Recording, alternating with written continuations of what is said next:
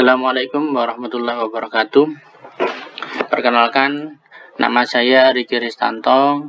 Saya dosen dari Keperawatan Medical Bedah 1 yang kebetulan sekaligus sebagai PJMK mata kuliah Keperawatan Medical Bedah 1 di semester 3 tahun ajaran 2020-2021. Oke. Gimana kabarnya mas-mas dan mbak-mbak? Semoga kabar mas-mas dan mbak-mbak ini baik-baik saja, sehat selalu dan selalu mendapatkan kebahagiaan. Oke.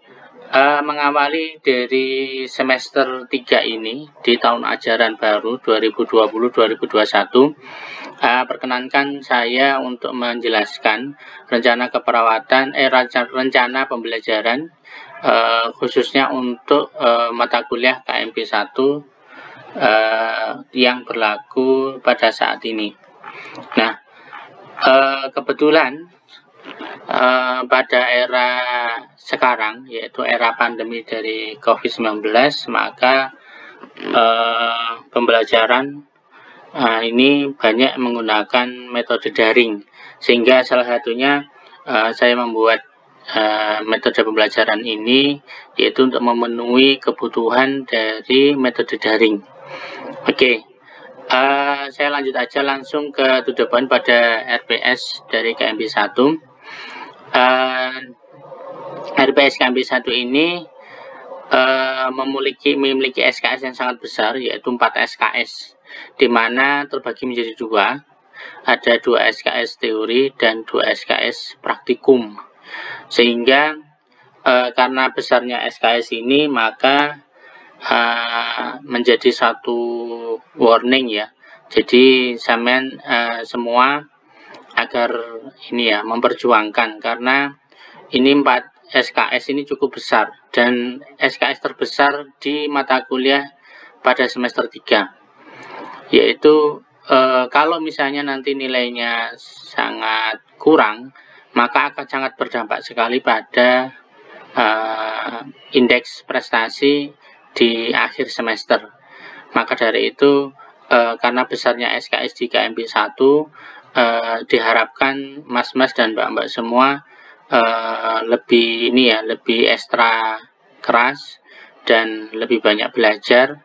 Apalagi pada saat era pandemi ini, sampean dituntut untuk bisa belajar mandiri, memperhatikan materi-materi dosen yang sudah dibagikan melalui video ya, YouTube dan sebagainya, dan menjadi tanggung jawab pribadi di mana sampean menyelesaikan tugas-tugas dan itu sifatnya mandiri. Artinya tidak ada orang lain yang tahu dan akan mengingatkan, sehingga di sini sangat dituntut kesadaran individu untuk menyelesaikan setiap tugas-tugas yang diberikan. Oke, di sini ada 2 SKS teori ya, 2 SKS teori di mana dalam 1 minggu itu artinya ada 2 kali 50 menit tatap muka, yang dimana karena pada era pandemi ini nanti tatap muka itu akan dilakukan menggunakan daring, yaitu sampean akan diminta untuk mungkin mendownload atau melihat video yang sudah dibagikan oleh dosen melalui akun YouTube-nya masing-masing. Terus yang kedua ada 2 SKS praktikum. Nah, 2 SKS praktikum ini nanti semua praktikum untuk awalnya kita akan berusaha untuk men-setting di mana mahasiswa akan diberi video tutorial terlebih dahulu. Setelah itu mahasiswa tersebut akan diminta untuk datang ke kampus ya, untuk jam, tanggal dan sebagainya nanti kita akan memberikan pemberitahuan lebih lanjut. Jadi nanti tetap ya, karena praktek itu tidak bisa diajarkan melalui video ya. Jadi kita harus melihat langsung mahasiswa untuk melakukannya di laboratorium. Karena ini adalah praktek, jadi praktek itu harus melakukan, harus merasakan, dan kita tahu selaku dosen kita harus tahu bahwa mahasiswa itu sudah melakukannya dengan benar atau masih perlu ada yang perlu diperbaiki. Jadi nanti akan dilakukan penjadwalan praktek di mana setiap mahasiswa diminta ke kampus untuk hadir dengan jumlah yang sudah dibatasi ya. Artinya tidak banyak mahasiswa sekaligus jumlah besar itu dalam satu kali praktek, tapi akan dibatasi kurang lebih ya mungkin 10-15 mahasiswa masuk, kemudian mengerjakan praktek dan dievaluasi, setelah itu dia boleh pulang kembali. Oke. Selaku dosen pengampu di sini ada 5 orang. Jadi di sini saya dibantu oleh Bapak Mukhtar Jamil, kemudian Bapak Bayu Budi Laksono, kemudian ada Bapak Ardiles Wahyu Kurniawan, dan terakhir ini Ibu Rifatul Fani. Jadi 5 orang ini nanti akan menjadi tim dalam menyampaikan materi-materi yang ada di Keperawatan Medical Bedah 1. Oke. Yang berikutnya untuk mata kuliah Keperawatan Medical Bedah 1 ini adalah merupakan mata kuliah prasyarat. Artinya semua mahasiswa yang boleh ngambil mata kuliah Keperawatan Medical Bedah 1 ini harus lulus dulu mata kuliah biomedik dasar di tingkat 1 dan mata kuliah keperawatan dasar. Karena dua mata kuliah ini adalah mata kuliah dasar ya. Jadi pengetahuan dasar yang wajib diketahui sebelum zaman memasuki pada mata kuliah advance, di mana akan mempelajari lebih jauh tentang penyakit-penyakit. Maka dari itu zaman sudah harus lulus dulu untuk dua mata kuliah tersebut.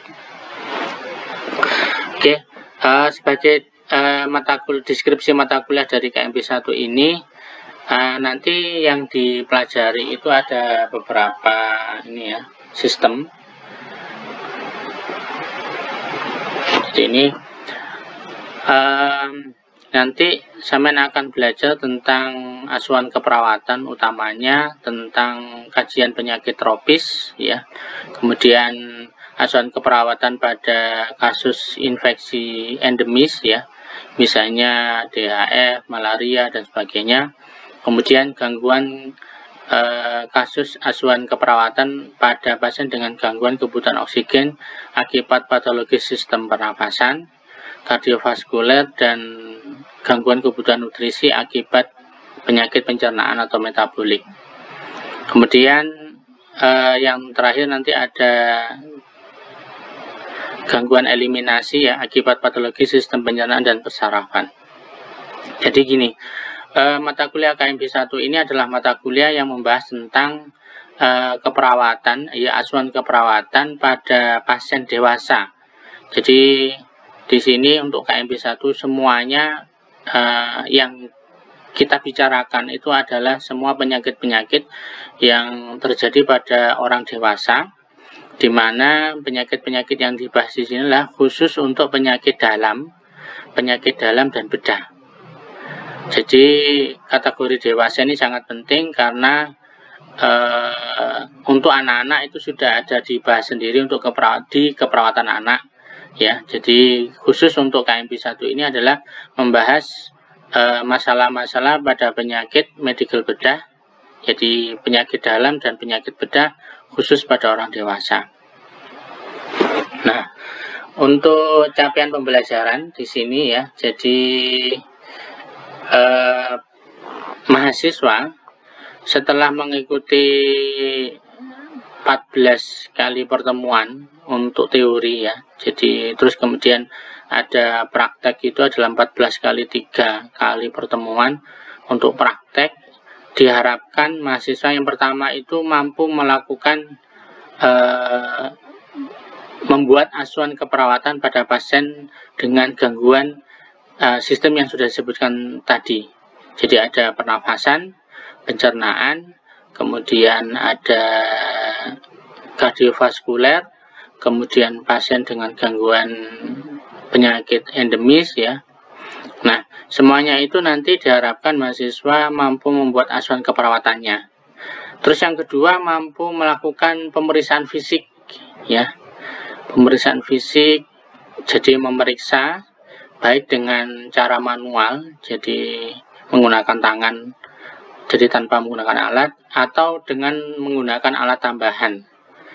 Jadi di sini selain terampil dalam melakukan membuat acuan keperawatan, dia juga pada capaian terakhir, yaitu mahasiswa diharapkan mampu melakukan tindakan-tindakan keperawatan, misalnya pemeriksaan fisik dan tindakan-tindakan lain.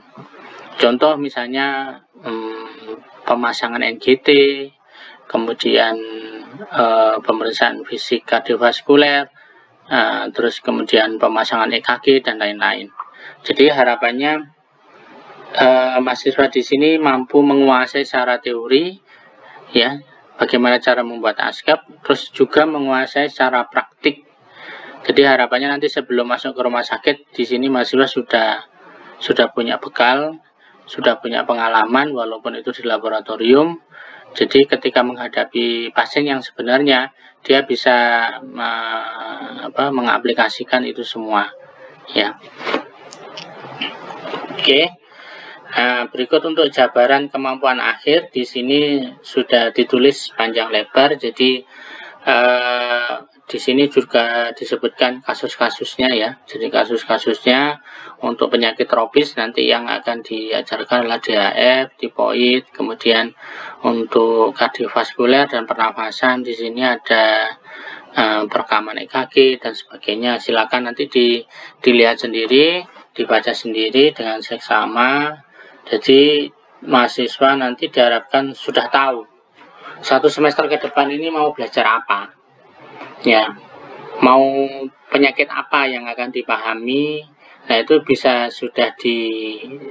dilihat di RPS ini. Nah,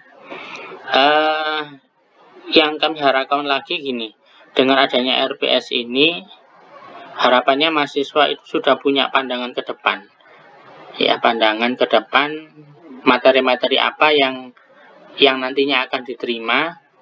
Dan harapannya adalah RPS ini tidak berhenti sebagai RPS saja, karena pada angkatan-angkatan sebelumnya itu kayaknya RPS itu kayak nggak punya fungsi gitu, ya. Jadi untuk angkatan ini saya harapkan lebih dari itu. Jadi RPS ini merupakan petunjuk, ya, merupakan peta, merupakan informasi awal bahwa dia nanti akan belajar penyakit-penyakit tertentu apa aja, lah itu nanti bisa dilihat di situ. Nah, dengan tahunya informasi sebelumnya dari RPS ini, harapannya sampean semua bisa belajar lebih dulu. Artinya ketika sebelum menghadap atau menyaksikan materi dari dosen, itu seharusnya itu sudah tahu dulu dari belajar secara mandiri. Karena yaitu salah satu ciri dari mahasiswa yang belajar di perguruan tinggi, ya. Jadi dia diharapkan sebelum ketemu dengan dosen, sebelum menyaksikan materi dari dosen, itu harapannya dia sudah mempelajari dulu, ya. Jadi punya sangu sebelumnya, dari belajar dari internet boleh, baca dari buku boleh, dari materi yang punya kelas boleh, ya. Jadi materi-materi sebelumnya itu dipelajari dulu, dipahami dulu sebisa mungkin lah. Baru setelah itu sampean bisa menghadap ke dosen untuk menerima materi-materi yang berdasarkan dari jalur penjelasan dari dosen. Nah, apabila nanti ada satu pemahaman yang mungkin masih membingungkan, nah, ketika materi dosen itu memberikan materi, silakan sampean mengajukan pertanyaan. Dan terus terang, ini model seperti ini untuk yang angkatan-angkatan sebelumnya itu sangat minim, ya, diaplikasikan, sehingga harapannya di angkatan yang sekarang itu benar-benar mengaplikasikan. Jadi menghadap ke dosen, menerima materi dari dosen itu nggak nul pudul. Artinya sudah punya sangu sendiri, sudah punya pemahaman sendiri sebelumnya dari membaca secara mandiri, ya, baik dari internet, dari jurnal, dari buku, kemudian dari materi kakak kelas, atau dari mana saja. Yang penting dia sudah belajar lebih dulu, ada pengetahuan sangu, pengetahuan yang di bawah sebelumnya.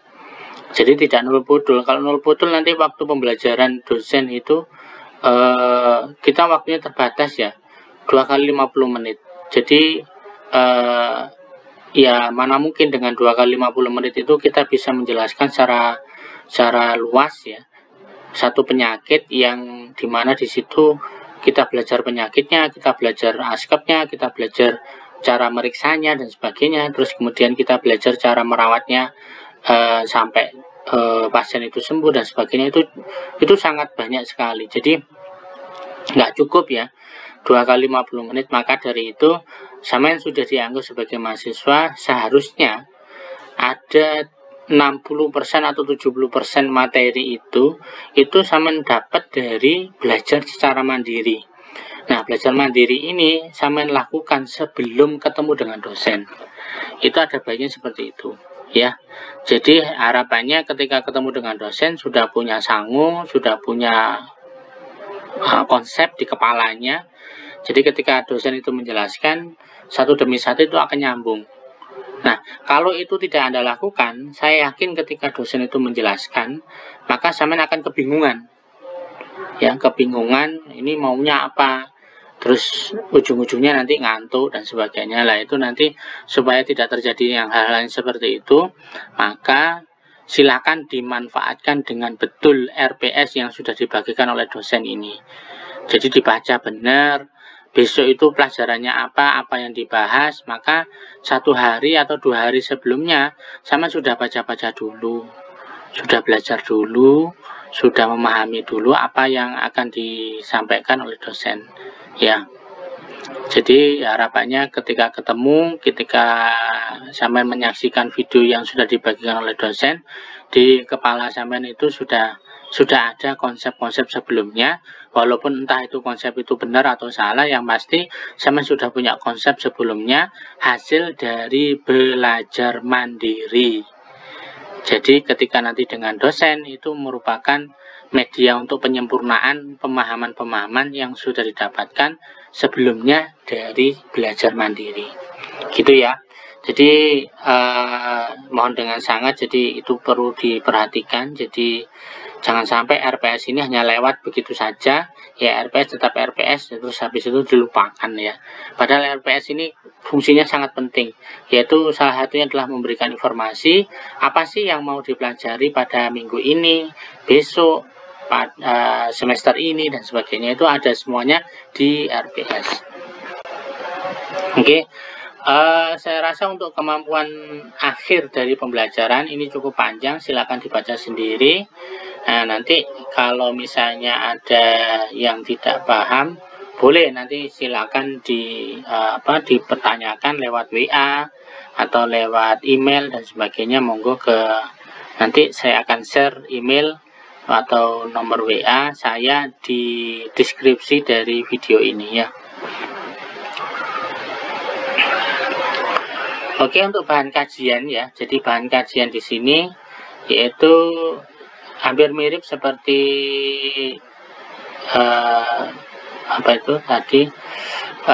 kemampuan akhir ya. Jadi silakan nanti bahan kajian adalah apa sih yang perlu dipelajari lah. Silakan nanti dipelajari hal-hal tersebut. Terserah mau ya, mau dari sumber mana ya. Terserah, yang penting jangan belajar dulu. Gitu ya. Oke, untuk selanjutnya saya masuk ke metode penilaian dan pembobotan. Di metode penilaian dan pembobotan ini, saya menggunakan persentase lama. Jadi ini dari tahun-tahun kemarin juga tetap seperti ini, dimana karena sampean itu D3. Jadi kalau D3 itu adalah vokasi, maka yang paling ditonjolkan adalah kemampuan praktek. Ya, diingat-ingat lagi, jadi kemampuan praktek itu yang ditonjolkan. Maka dari itu di sini praktikum dan tugas itu persentasenya sangat besar. Jadi 50%. Sedangkan UTS dan UAS itu adalah metode untuk mengevaluasi teori. Ya, berbeda dengan S1. Kalau S1 keperawatan itu teorinya yang besar. Jadi teorinya hampir 70%, sisanya adalah praktek. Beda dengan ini ya, D3. D3 itu 60% praktek, 40%-nya teori. Maka dari itu diaplikasikan di metode penilaian dan pembobotan, di mana UTS itu saya prosentase. Jadi nilai akhir itu diambil dari nilai UTS itu hanya sekitar 20%. Jadi misalnya kalau Anda UTS dapat 100 gitu ya. Jadi saya hanya akan mengambil 20%-nya. Ya berarti ya 20 poin. Misalnya Anda nanti sampean atau siapa aja ya dapat 80. Berarti nanti 80 saya kali dengan 20%. Nah, itu nanti nilai yang kontribusi dari UTS. Berikut juga dengan UAS ya. UAS ini juga sama, 20% untuk persentase pembobotan dari nilai akhir. Nah, yang berikutnya yang praktikum, ini 25%, jadi lebih tinggi dari pembobotan teori di UTS maupun UAS ya. Jadi ada 25% ini kita ambil dari nilai praktikum. Nah, nilai praktikum ini itu adalah nilai yang kita ambil dari nilai praktek ya. Jadi sampai nanti ada diminta di akhir stase praktek, yaitu diuji. Jadi diuji atau diambil nilai. Jadi nilai itu adalah nilai-nilai praktek, di mana nanti nilai praktek itu diambil 25%-nya sebagai kontribusi pembentuk nilai akhir. Nah, di praktek ini nanti yang perlu Anda ketahui adalah ada dua tipe. Jadi ada praktek yang kelompok ya, yang kemampuan kelompok, di mana di sini tidak akan diambil nilai. Ya, jadi contohnya memberi makan melalui NGT itu adalah kemampuan kelompok. Jadi nanti tidak individu yang diambil nilai. Terus yang kedua, metode kedua adalah praktek yang diambil nilai. Di sini yaitu praktek yang setiap individu itu wajib menguasai. Contoh misalnya kalau di pencernaan itu ada dua nilai praktek yang diambil, yaitu di kemampuan pemeriksaan fisik pencernaan dan pemasangan NGT. Nah, itu nanti akan dua prasa tersebut akan diuji dan nilainya nanti di rata-rata ketemu berapa, terus kemudian dikalikan 25% sebagai nilai praktikum. Ya, begitu juga dengan sistem lain, misalnya di kardiovaskuler itu ada penilaian individu, di mana setiap mahasiswa itu harus mampu melakukan perekaman EKG ya secara individu. Kemudian yang kedua adalah melakukan pemeriksaan fisik kardiovaskuler ya. Jadi intinya adalah ada praktek itu dibagi dua, yaitu praktek secara individu yang artinya di sini adalah setiap individu itu wajib menguasainya dan tidak boleh tidak. Jadi harus, karena ini D3 ya, jadi harus menguasai tekniknya sampai dikatakan benar. Dan yang kedua adalah praktek yang bersifat kelompok, di mana di sini ya nanti dia melakukan secara berkelompok. Nah, nanti tidak diambil nilai, cuman mahasiswa itu tetap wajib melakukan karena supaya tahu dan paham dan mengerti rasanya cara melakukannya. Jadi tahu rasanya itu ya. Dan berikutnya adalah tugas. Nah, tugas di sini nanti itu sama, jadi diambil 25%, di mana masing-masing nanti dari sampean diminta untuk membuat kelompok ya, kelompok di sini nanti silakan dibagi sendiri. Satu kelas itu nanti dibagi beberapa kelompok, di mana satu kelompok bisa sekitar 3 atau 4 orang ya, terserah nanti kita melihat kasusnya ada berapa yang ditugaskan ke mahasiswa. Oke. Nah, nanti nilainya dari nilai tugas tersebut diketahui dan diambil kontribusinya kurang lebih 25%. Dan terakhir ini adalah sikap dan kehadiran. Di sini memang nggak besar, jadi 10%. Tapi kadang-kadang ada yang mungkin nilainya akan sangat terbantu ketika nilai sikap dan kehadirannya ini sangat bagus ya. Jadi maunya mungkin C+, ketika nilai sikap dan kehadirannya ini bagus, dia malah justru jadi naik B. Nah, jadi itu kadang-kadang yang tidak boleh disepelekan. Nah, sikap dan kehadiran ini setiap mahasiswa punya kesempatan untuk tidak masuk ya, tidak masuk sebanyak 2 kali pertemuan dari total pertemuan. Itu maksimal ya, maksimal. Tapi alangkah baiknya sampean tetap masuk ya, jadi disiplin, karena di sini kita nanti metodenya itu tidak klasik ya, jadi tidak klasik, tidak di kelas gitu, tapi menggunakan daring ya, bisa Zoom atau mungkin sampean diminta untuk lihat materi pembelajaran yang diupload melalui YouTube. Nah, nanti silakan, nanti sebagai ganti dari absensi Anda silakan komen, memberikan komen atau menunjukkan sesuatu yang artinya itu bahwa sampean itu hadir, sampean itu menyaksikan video tersebut ya, entah itu di komen atau apapun itu ya, nanti seperti itu. Oke. Itu adalah metode penilaian dan pembobotan ya. Monggo nanti kalau misalnya ada yang kurang paham, silakan nanti bisa japri di nomor WA saya. Oke, ini yang berikutnya adalah daftar referensi. Jadi ini adalah buku-buku yang ya ini perwakilan ya. Anda boleh tidak menggunakan buku itu, boleh. Jadi ini hanya contoh saja yang bisa digunakan sebagai media belajar. Nah, saya tahu karena media belajar itu banyak ya, jadi Anda boleh menggunakan di luar ini, boleh baca dari jurnal, penelitian, atau dari buku, kemudian dari internet mungkin ya, dari blog seseorang gitu ya. Tapi untuk pembuatan ini makalah tugas tidak boleh menggunakan sumber blog, harus menggunakan sumber-sumber resmi, misalnya dari buku atau jurnal penelitian atau dari hasil penelitian seseorang ya, jurnal, buku, kemudian ya literatur review atau systematic review gitu ya.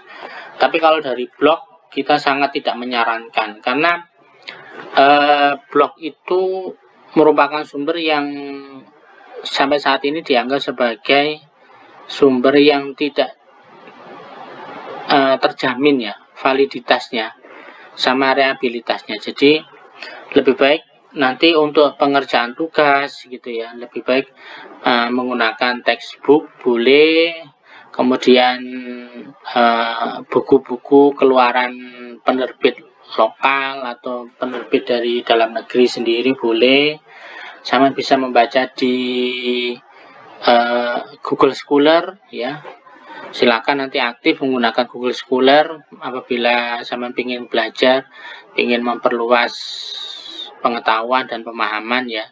Jadi mohon tidak terbatas pada referensi yang saya cantumkan di sini. Jadi sama boleh lebih dari itu. Boleh belajar dari mana saja ya untuk mempelajari. Oke, di sini cukup ada 6 yang kami cantumkan ya. Oke, yang terakhir di sini adalah jadwal kuliah.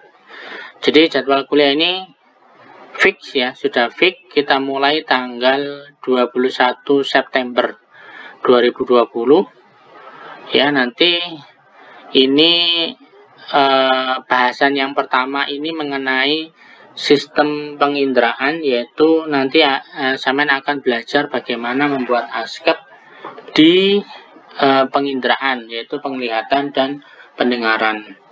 Ya, di sini sebagai fasilitator nanti itu adalah Bapak Mukhtar Jamil. Ini saya singkat dengan MJ. Ya. silakan nanti segala sesuatu yang berkaitan dengan materi kuliah ASKEP indra, jadi penginderaan, jadi baik itu ASKEP di mata maupun di telinga. Di sini sampean bisa berhubungan dengan Bapak Mukhtar Jamil, ya. Di sini nanti Bapak Mukhtar Jamil akan memberikan materi beberapa, yaitu tentang ASKEP ketulian, kemudian gangguan pada penglihatan mata, hipermetropi, miopi, dan astigmatisme. Kemudian nanti ada, itu aja ya. Selebihnya nanti ada praktikum, yaitu praktikum bagaimana cara melakukan pemeriksaan fisik mata ya, dan sekaligus pemeriksaan fisik THT, telinga, hidung, dan tenggorokan. Nah, dua pemeriksaan fisik ini nanti akan dinilai, atau Bapak Jamil nanti akan mengambil nilai sebagai nilai praktikum khusus untuk di sistem penginderaan. Jadi sampai nanti akan satu persatu akan dinilai oleh Bapak Jamil ya, kemampuan dalam melakukan pemeriksaan fisik mata dan THT. Ya, tentu sebelumnya nanti Bapak Jamil akan mengirimkan video bagaimana cara melakukan pemeriksaan fisik mata dan THT yang benar. Ya, setelah itu silakan dipelajari, kemudian silakan dipraktekkan di kampus, di lab kampus. Nah, nanti akan didampingi oleh Bapak Jamil, dan setelah itu sampean akan dievaluasi kemampuannya ya oleh Bapak Jamil langsung, dan nanti nilainya akan di-store ke saya selaku PJMK. Oke, yang lain ini tugas ya. Jadi ada yang praktikum, ada kata praktikum seperti ini adalah tugas, di mana nanti sampean akan diminta untuk mempresentasikan atau membuat ini ya, membuat ASKEP ya, membuat ASKEP di mana nanti ASKEP-nya tentang DAF, ASKEP tentang katarak, glaukoma ya. Kemudian untuk ASKEP ini nanti saya akan kirimkan contoh tugas ya. Jadi contoh tugas, cara mengerjakan tugasnya, silakan nanti melihat contoh tersebut, nanti akan saya kirim di Google Drive ya. Jadi saya akan kasih link untuk download di Google Drive sebagai contoh ASKEP dari KMB1 nanti. Silakan nanti digunakan sebagai panduan dalam mengerjakan tugas-tugas mengerjakan tugas yang sudah ditugaskan ini. Jadi ada 3 kelompok yang nanti akan membahas masalah pada penginderaan ya. Oke, berikutnya nanti masuk ke sistem pencernaan. Dan di sini selaku dosen atau fasilitatornya adalah saya sendiri. Nah, nanti materi yang akan disampaikan, jadi materi yang akan diajarkan yaitu tentang gastritis, kemudian ASKEP appendicitis, kemudian hepatitis ya. Jadi ini terus kemudian untuk di sini ada di pencernaan ini nanti akan saya dibantu oleh Bu Rifatul Fani ya. Jadi untuk ASKEP hepatitis, kemudian perawatan luka kolostomi, terus ini nanti akan dipandu difasilitatori oleh Ibu Rifatul Fani. Sedangkan untuk yang mulai dari gastritis, kemudian pemeriksaan fisik sistem pencernaan, kemudian pemasangan NGT, ini nanti fasilitatornya adalah saya sendiri. Dan untuk sistem pencernaan yang praktikum yang diambil nilainya yaitu pada pemeriksaan fisik sistem pencernaan, kemudian teknik pemasangan NGT, kemudian sekaligus tadi ya, jadi perawatan kolostomi. Nanti diambil nilai, nanti digabungkan dengan nilai yang praktikum yang sudah ada di sistem penginderaan. Oke ya. Nah, untuk sebagai tugas di sini ada di kolom 14 ya, seperti ini. Nanti ini tugasnya.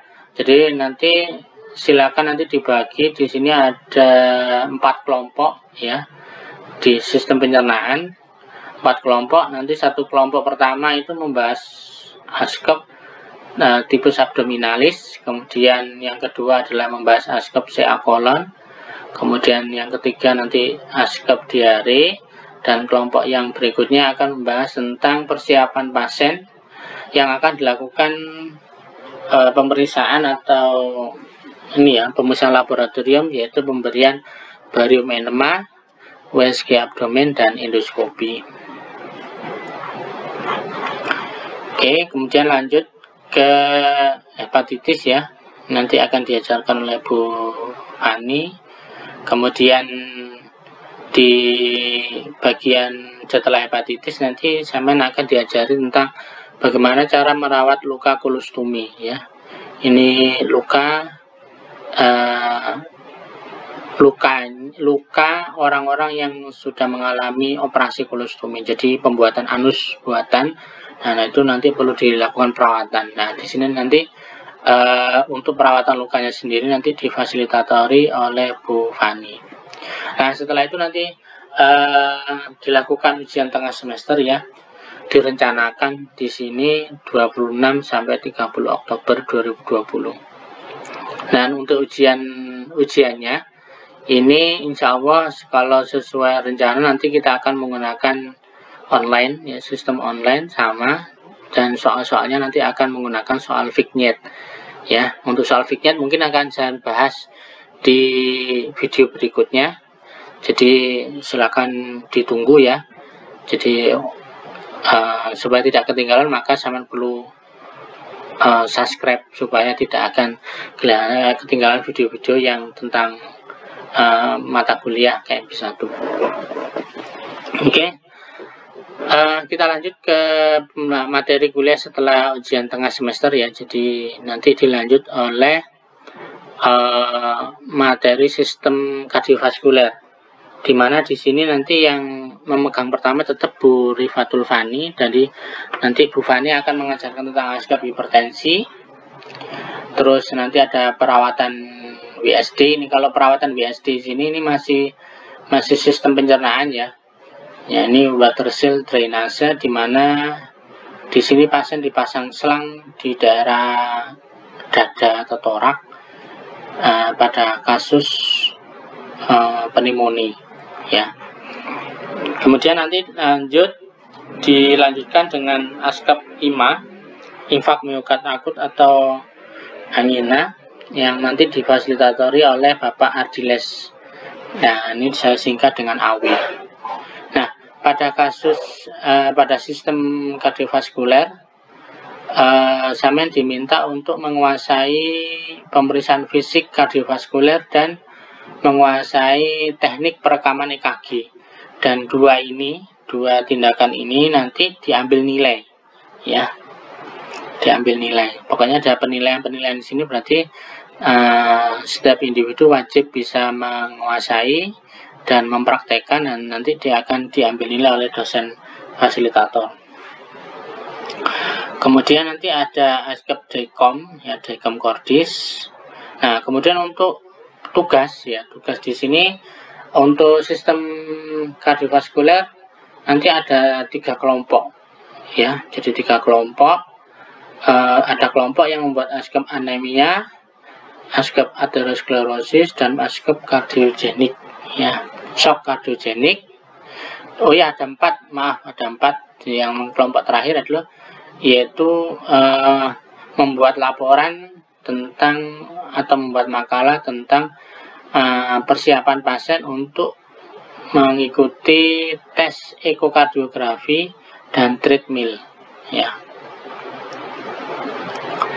Kemudian setelah sistem kardiovaskuler maka dilanjut ke sistem pernafasan, di mana di sini nanti yang menjadi fasilitator yaitu Bapak Bayu Budi Laksono, dan materi yang dibahas yaitu ASCOP PPOK, yaitu penyakit paru obstruksi kronis. Kemudian dilanjut dengan pemeriksaan fisik sistem pernafasan ya. Terus kemudian ada perawatan tracheostomi dan suction. Nah, 2 tindakan ini nanti diambil nilai, kemudian dilanjut lagi dengan teori ya, teori yang ini baru ya, jadi ASCAP pasien dengan COVID-19 atau corona. Nah, nanti tugas untuk di sistem pernafasan ini, silakan nanti ada 3 kelompok yang membuat ASCAP CA paru, kemudian ASCAP efusi pleura dan ASCAP pneumonia. Ya. Oke. Dan terakhir nanti tanggal 11 Januari sampai 15 Januari 2021 sampai akan dilakukan ujian akhir semester. Ya. Untuk semester 1 ini semester 3 untuk materi kuliah keperawatan medikal bedah ya. Oke, ini adalah yang terakhir yaitu deskripsi tugas. Jadi mahasiswa nanti silakan dalam satu kelas itu dibagi menjadi 14 kelompok ya, 14 kelompok. Nanti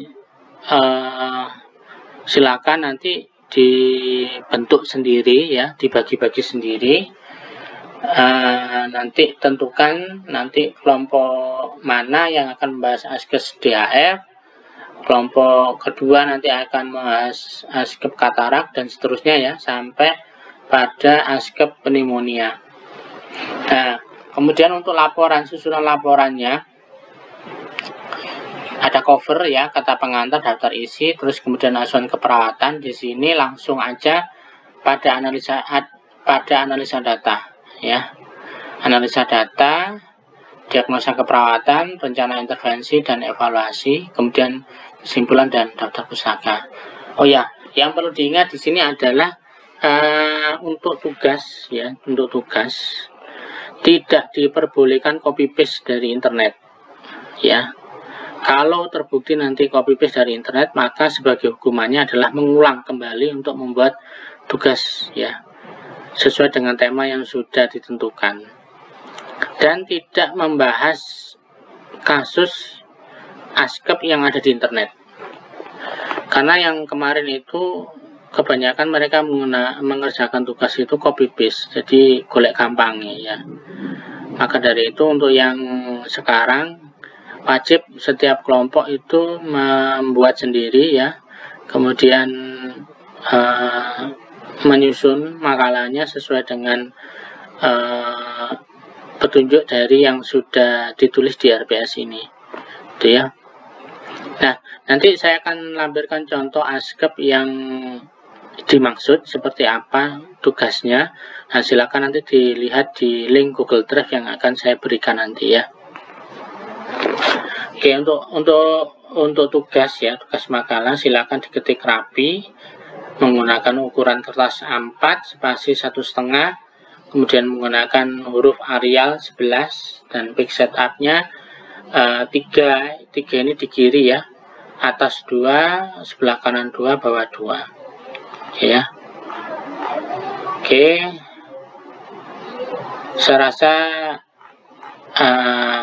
semua informasi tentang rencana pembelajaran KMP 1 di semester 3 ini sudah saya sampaikan. Apabila ada pertanyaan ya, pertanyaan atau apapun, silakan ditulis di kolom komentar, dan jangan lupa ditonton, kemudian di subscribe supaya sampean tidak ketinggalan video-video berikutnya, karena nanti sebagian besar dari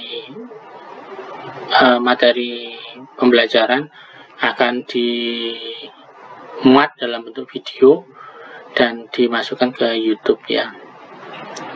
Oke, saya rasa cukup.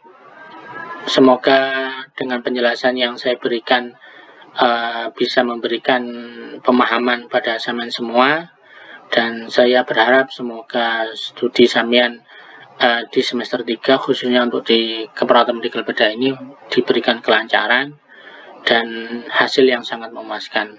Oke, terima kasih sudah mendengarkan, dan saya akhiri. Wassalamualaikum warahmatullahi wabarakatuh.